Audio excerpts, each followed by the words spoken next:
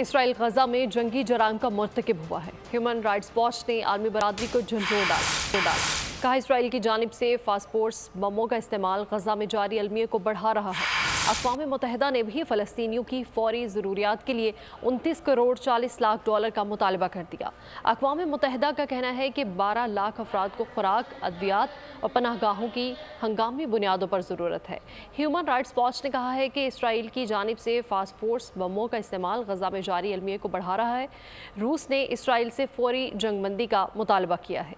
रूसी वज़ारत ख़ारजा ने कहा है कि आम शहरियों की अमवात की वजह इसराइल के अंधाधुंध हमले हैं।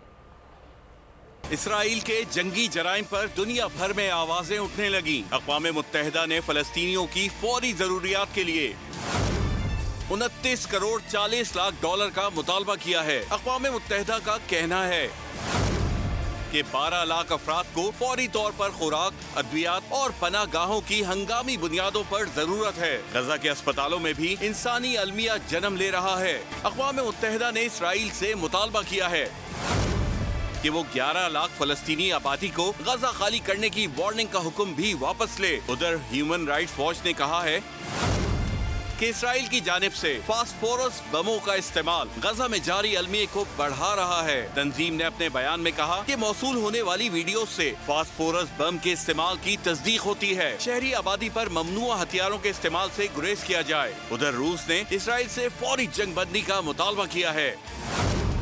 रूसी वज़ारत ख़ारजा ने कहा आम शहरियों की अमवात की वजह इसराइल के अंधाधुंध हमले हैं। गजा में खुराक और अद्वियात की फौरी फराहमी की इजाजत दी जाए।